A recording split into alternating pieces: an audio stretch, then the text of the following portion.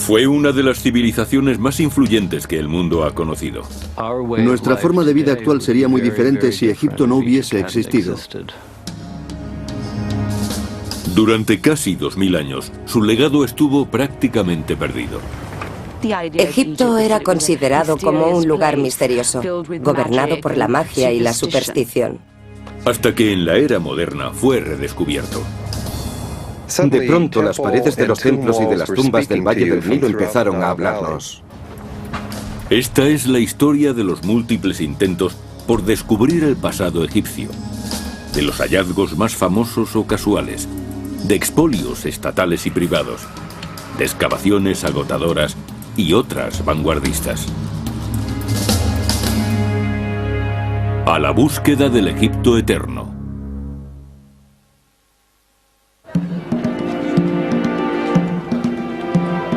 El Museo Egipcio de El Cairo, donde se guardan algunos de los más importantes tesoros del mundo antiguo, es el lugar donde se realiza un fascinante experimento. Aquí, las autoridades egipcias y expertos en tecnologías informáticas de IBM han unido sus esfuerzos para mostrar los secretos de toda una civilización. En un ambicioso proyecto denominado Egipto Eterno, miles de objetos antiguos, como esta escultura de un escriba sedente, están siendo sometidos a escáner, introducidos en una gran base de datos digital, estudiados con los métodos más modernos y puestos a disposición de cualquiera que tenga acceso a Internet. Como la propia egiptología moderna, este museo virtual utiliza las últimas innovaciones tecnológicas. Pero su empeño por documentar y descifrar los misterios de los antiguos egipcios no es nuevo. Forma parte de un proceso que empezó hace más de 200 años, en 1798, con un grupo de científicos e ingenieros europeos que viajaron a Egipto en una expedición auspiciada por Napoleón Bonaparte. Napoleón era consciente de que si quería gobernar Egipto y hacerlo adecuadamente tenía que conocer el país lo mejor posible. Y esto suponía llevar con él a expertos que lo estudiasen todo, desde la arquitectura del Cairo moderno a la vegetación, las tradiciones, todo. Pero a Napoleón no solo le interesaba el Egipto de su época, sino que también le intrigaba su misterioso pasado. Casi todo lo que se conocía provenía de las fuentes clásicas, muy limitadas y con frecuencia inexactas, o incluso de interpretaciones bíblicas, no válidas en la mayoría de los casos. Para recoger pruebas más precisas, algunos expertos se aventuraron en el desierto no lejos de El Cairo, donde estudiaron algunos de los monumentos más antiguos, las legendarias pirámides de Giza y la misteriosa esfinge de piedra. Pero hubo un hombre que se atrevió a llegar más lejos. Fue el barón Dominique Vivant Denon, antiguo diplomático y artista de fama reconocida. Desde su llegada, Denon había decidido buscar restos del antiguo Egipto siguiendo el cauce del Nilo. Cuando Napoleón ordenó a una división de su ejército que invadiese el territorio inexplorado del sur de Giza, Denon partió gustosamente con ella. El viaje fue duro. En un territorio plagado de bandidos, el ejército vivía bajo la amenaza constante de un ataque. Pero a 725 kilómetros al sur de El Cairo, sus privaciones tuvieron una inesperada recompensa. En torno a la ciudad de Luxor se encontraba el conjunto de monumentos más importante de Egipto. Aquí, en la antigua capital, Tebas, estaban los enormes templos de Karnak y Luxor. Y en la ribera oeste del Nilo, el Ramesseum y los santuarios de Medinet Habu. Denon fue el primer europeo en registrar pictóricamente aquella magnífica vista. Y aquello no era más que el principio. En otros 6 meses de viajes con el ejército, Denon encontró aún más monumentos y de vez en cuando arriesgó su vida por dibujarlos. Una de mis anécdotas favoritas es cuando el ejército se batía en retirada y les estaban disparando. Él no había terminado de dibujar un templo, así que giró su caballo y siguió dibujando mientras los demás le gritaban que se retirase.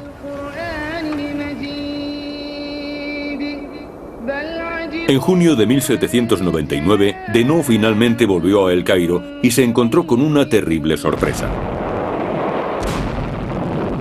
La Armada Británica había cortado las líneas de aprovisionamiento francesas. La expedición estaba abandonada a su suerte. El tiempo se agotaba y Napoleón ordenó al resto de expertos que continuasen el trabajo iniciado por Denot. Durante los 2 años siguientes, cartógrafos, arquitectos e ingenieros recorrieron el país realizando una detallada descripción de Egipto que se convertiría en el legado más valioso de la expedición.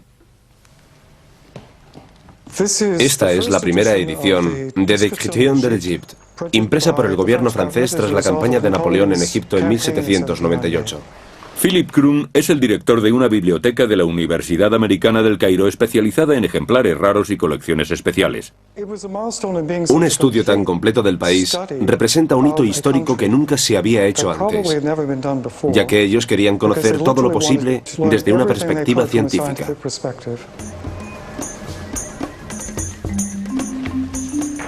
La mitad de los 23 volúmenes de la descripción presentan el trabajo original de los expertos, un inventario del país tal como lo encontraron hace 200 años. El resto contiene el primer estudio sistemático de su patrimonio histórico. Hay dibujos muy precisos de cientos de monumentos. Tebas y Luxor. Y preservados durante miles de años por el clima seco del país, trozos de papiro, animales momificados e incluso restos humanos. Esta es la cabeza momificada de un hombre descubierta en Tebas. Cuando este ingente trabajo fue publicado por primera vez en Europa en 1809, causó sensación. Su extensión y su propia magnitud de las cosas indicaba que Egipto era un lugar, un área arqueológica mucho más rica que la mayoría de áreas arqueológicas del mundo entero. Había pruebas evidentes de que aquellos vestigios eran más antiguos y más misteriosos de lo que se había pensado. Se sabía que antes que el esplendor de Roma se dio el esplendor de Grecia. De pronto resultaba que antes del esplendor de Grecia se había dado el de Egipto. Pero la descripción de Egipto tenía sus limitaciones. Hace 200 años la arqueología estaba en ciernes y nadie era capaz de descifrar el antiguo lenguaje figurativo conocido como jeroglífico. Aun cuando los expertos de Napoleón podían documentar sus extraordinarios descubrimientos, sabían muy poco sobre las ideas, creencias e historia de quienes habían creado todo aquello. Afortunadamente, pronto fue descubierta una antigua pieza arqueológica en el fuerte Rosetta, en la costa mediterránea de Egipto.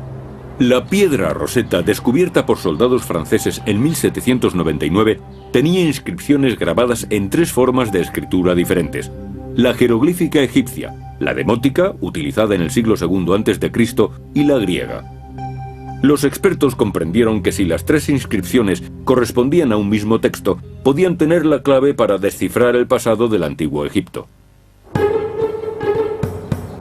Pero no era tan sencillo.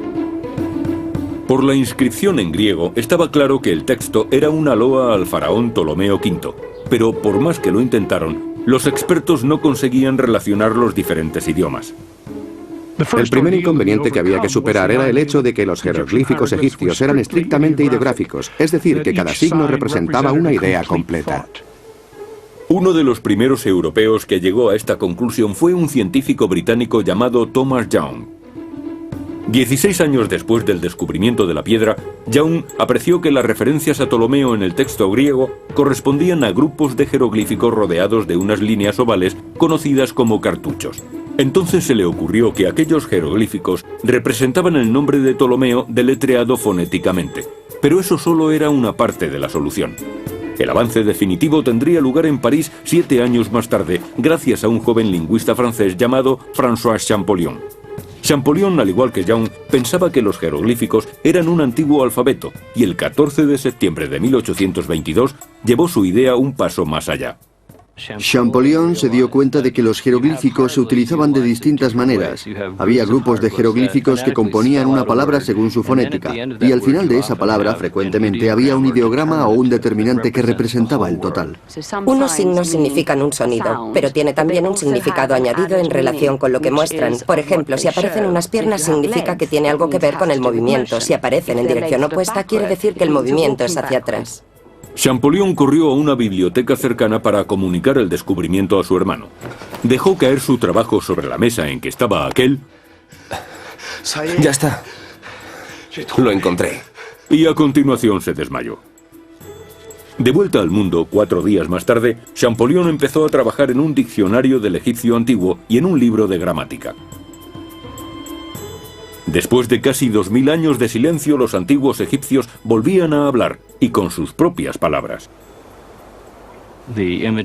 Las imágenes recobraron sus sonidos, las palabras su significado, y todo aquel mundo se abrió a nosotros gracias al talento de un hombre. Ahora surgía la posibilidad de realizar algunos de los más importantes descubrimientos en egiptología. Una búsqueda por las miles de imágenes digitales de la página web Egipto Eterno revela por qué era tan importante descifrar los jeroglíficos. Estos extraños símbolos están por todas partes. Durante siglos, los europeos los habían despreciado, considerándolos una forma de escritura primitiva. Pero eso cambió. A partir de que Champollion descifrara los jeroglíficos, los templos y las tumbas del Valle del Nilo empezaron a hablar. Lo que había que hacer, pues, era recorrer el valle en busca de textos. Entre los hombres que emprendieron aquel viaje estaba un joven inglés llamado John Garner Wilkinson. Aprovechando la relativa paz que imperó en el país tras la partida del ejército francés, Wilkinson visitó muchos de los fascinantes vestigios del antiguo Egipto. Como los expertos que habían acompañado a Napoleón 20 años antes, copió miles de inscripciones. Pero si antes se limitaban a dibujar jeroglíficos, ahora él podía interpretarlos. Podíamos saber cuáles eran sus intereses y sus preocupaciones. Descubrimos de pronto que los antiguos egipcios eran, a decir verdad, muy parecidos a nosotros. Un libro revolucionario publicado por Wilkinson a su regreso reveló sus conclusiones. Sería el primer intento por reconstruir la vida cotidiana de los antiguos egipcios, su organización social, sus creencias religiosas y su historia política, dividida en 3 grandes imperios: el antiguo, el medio y el nuevo. Pero los epigrafistas como Wilkinson no eran los únicos europeos que había en Egipto. Un buen número de coleccionistas de antigüedades llegó también al Valle del Nilo.